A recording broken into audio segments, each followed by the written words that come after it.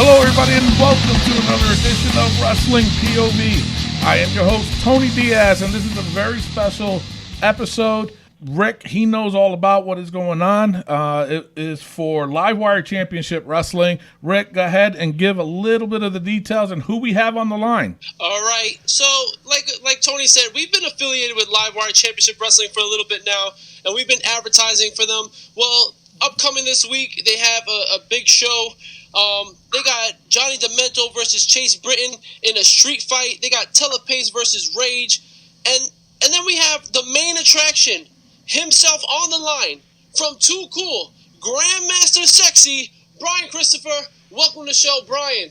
What's up, fellas? What's kicking, baby? Tony and Rick, I've been waiting all day for you guys to call me. You know, what took you so long? Sorry, I think. We'll be honest. I've been in the gym in the morning when you called, and I was in the tanning bed when you called out, and I was eating a steak and potato after that. You got me. So let's talk about this big, huge wrestling show taking place in Clarksville at the National Guard Armory, February the 25th. I can't wait to be there. It's a Saturday night, and one of the main reasons that I really can't wait to be there is because we're going to do something special for the Pace family. BJ Pace, tragic thing happened where he was found in the woods, and now the family needs some money, needs the community to pull together and raise some money for the funeral for BJ. But what better way to raise money and give to a needy cause, get to sit there and watch some great wrestling action, right? That's right. Yeah. Exactly. And they say you are his favorite wrestler, his favorite tag team. Yeah, I heard that also. But guess what? I'm a lot of people's famous wrestler. I'm sure that him being from Tennessee has something to do with it, because I'm a Memphis boy, right? Oh, yeah. Born, Memphis bred. When I die, I'll be Memphis dead. And I love traveling around the state of Tennessee. I go all over and wrestle all over the country. Well, actually wrestle all over the world. I just last year I was in Germany and Wales, Scotland, Great Britain, all kinds of me and Scotty Too Hotty and Rikishi went over there and did some tours, and me and Scotty right now, he's not able to do third party bookings, like I am. Rikishi is, but me and Rikishi have been hitting the highway and traveling, doing a lot of things together, a lot of Comic Cons. You guys ever been to a Comic Con? Yeah. Yeah, yeah, man. They're doing good. They're popping up. Used to, they was only in like Chicago and what was the other? And New York. And New York, now yeah. they're popping up all over the place. Yeah. Yeah. Well, we're from New York, so the next Comic Con they have is going to have Tell me where you're from. This is Tony, right? I'm gonna give you a wrestling name. Hold on, I'm gonna start calling you Terrible Tony. Terrible Tony. Yeah. So where you from, Terrible Tony? Well, I'm from upstate New York, by Albany. Upstate, up there about Albany. Right. I know. Yep. Man, what about you, Rick? Hold on, let's give Rick something. He can't be a ravishing Rick. He's got to be redhead Rick. There you go. Redhead Rick. I'll take it. Even though I got brown hair, I'll take it. But I'm from Brooklyn, New York, and let me tell you something, Brian. If you need a third to replace Scotty Too Hotty, I'm all with it. I'll tell you what, brother. I can't do the worm as good. What'd you say? I can't do the worm as good, but I can dance. Oh, you can dance. I got to see that redhead bust a move sometime. Are you going to be at the show? Oh, no, you're way up there. Well, hey, how about you make that trek from down I-95 south and come on down here and see us at the next guard on February the 25th. How about that? And I'll keep that redhead. You will do the worm that night. You will do the worm, Rick. Listen, man. Listen, you just said it. I will make it possible. I will find a way down to I-95. If I get in that ring, I'm going to do the worm. I'm going to make it proud for BJ. Right. Well, I'll tell you what, man. You're not going to believe this. I lived in Brooklyn for 4 years. I lived right there on 52nd and 6th. And, oh, my gosh, I can't even remember the freaking name of the anyway, I tell you what, you hit the PQE and go across the Verrazano into Staten Island, keep going to Newark, and boom, you hit the 95. So tell me I don't know what I'm talking about. No, you do. Yeah, you know what you're talking about. All right, yeah. I mean, it's all for a good cause, and actually, I'm really glad that you're doing it. I know you still work in the indie scene, which is great. I would love to see you. Now, I do got a wrestling question for you. Are you currently watching the state of the WWE right now? Yes. Okay, now my issue is the whole tag team scene. Now, back when you was in the WWE, the tag teams were off the hook. You guys, Too Cool, were off the chain. What do you think about the current tag team now? To me, honestly, I just think it's going downhill, in my opinion. What do you think? Well, yeah. Well, I mean, but it's just like what you said. The reason you're saying that is because you watched the Attitude Era, which is the greatest, what was it? At least a decade, at least 10 years of. It was more than that because we had the ratings war with WCW, and then we just took off with the Attitude Era right there, and that's when, like you said, some of the greatest tag teams of all time, Too Cool, without a doubt, former WWE World Tag Team Champs. You had Edge and Christian. You had TNA, which was Test and Albert. Remember those guys? You had Dean Malenko and Perry Saturn. You had Eddie Guerrero and Chris Benoit. You had the Hardy Boys. Oh my gosh, we had the Brood, Gangrel. We had like you said, I mean, tag teams were off the chain. Yeah. But you watched that for a decade. Right. And so you got spoiled. You know what I'm saying? True. That's true. And now, once you had filet mignon, beef bologna don't taste too good, does it? That is true. I didn't think about it that way, but it just seems like to me it just needs a lot of work. And yeah, maybe I did get spoiled from the Attitude Era days. Well, yeah, but hey, take nothing away from these wrestlers. They are exceptional athletes that's in there under contract with the WWE now, and they're putting it all out there. It's just I think that the character aspect of professional wrestling has kind of gone by the wayside. Like you have, like the Godfather. You know what I'm saying? Here's a pimp that brings hoes to the ring with him, you know what I'm saying? And the crowd loved it, you know what I'm saying? And like Rikishi, for instance, here's a big old bleach blonde, 400-pound Samoan that sticks his butt in people's face, you know what I'm saying? and can dance, and then you had me and Scotty. Two white hip hop dudes, you know what I'm saying? And one can dance pretty good, that'd be me, and then Scotty. Scotty's definitely all white, but he can't do the wire, baby. He can do the wire, but all those type of characters, wrestlers, and the whole roster was loaded with personality and great in-ring work and everything. But today's product, man, I enjoy, to be honest with you. Well, again, I am born and raised, grew up in the wrestling business. You know what I'm saying? With father being Jerry the King Lawler, and with me, like when I'm 6-7 years old, here I am in the locker room with Abdullah the Butcher and King Kong Bundy and Buddy Landale, Eddie Gilbert. Very old school. Oh my gosh, I have a ton of people that helped my career take off when I finally did get into wrestling. Like I said, I'm a wrestling fan. Anybody, all wrestlers have got to be wrestling fans. That's why they. There for a while.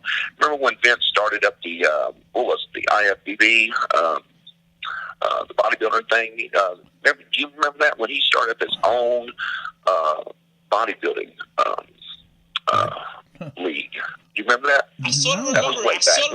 You remember Vince started doing all kinds of things. Yeah. He was a major entrepreneur there for a while. He started up his own football league. Yeah, the XFL. And, then we started opening up clubs. I remember the club that we had in Manhattan, Town Square there, the World. I mean, he had all kinds of things going on. But what I was getting at is, like when he started the bodybuilding thing, a lot of these guys, just because they're huge and they got freaking muscles in places that most people don't have places, and they look like $1 million, then they would think that, our I'm big, I'm strong, and I can be a professional wrestler. But right. see, they never were a fan of it. You know what I'm saying? So right. people like that never ever make it, in my opinion. There's been one or two, but if you got to be a true wrestling fan at heart, to actually make it in this business, and you gotta know your history. Also, that's what I tell a lot of guys now. I'll bring up somebody's name. Let's see, like Ivan Koloff that just passed away. You know what I'm saying? Yeah. Now, how many people would know that he's a former, WWF world champion? True. You know that what I mean? True. Yeah. See, but us three, we know that, right? And now all of the listeners out there listen to the Wrestling POV podcast. Now they all know it too, right? No, I hope so. Shoot, they better. They better when we come out. But Brian, I'm glad that you brought up character, because there's a thing on our show that we've been having a problem with. See, Tony Diaz believes that Roman Reigns is like the cat's meow, like he got it all. And I just think he's been forced down our throats. What do you think? What's your honest opinion? What's your POV on Roman Reigns? Well, I mean, I definitely can't hate on the dude, you know what I'm saying? Because I've actually been given a lava by the Samoan dynasty. So that means I'm actually part of the family. So anytime I see a Samoan or anybody that's part of the family right there, I always got to give them props, because, that's I said the Samoan dynasty. That's what they're called, the Samoan dynasty. Yep. You got, I know the whole history of them. The Wild Samoans, you got Tonga Kid, The Rock, Rikishi, Peter Maivia. The Usos. It is the Usos. I mean, it just goes on and on. And I really don't know where Roman gets a bad rap from a lot of these fans. I mean, he's a heck of a talent. Looks good.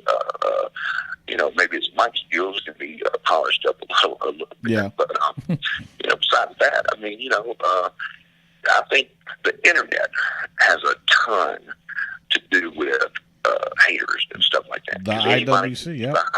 Get behind the keyboard, and their favorite is Brian Daniels, because they get with the yes, you know what I'm saying? So then Brian Daniels becomes their favorite. So then, if they have Roman Reigns wrestle Brian Daniels, semi-main on a pay-per-view, and Brian Daniels loses the match, and then Roman Reigns, they're going to hate because they think that they're smart and all that kind of stuff. But in reality, if Roman Reigns walked up to Brian Daniels in a back alley, I don't think it would last 15 seconds. That's true. You can't.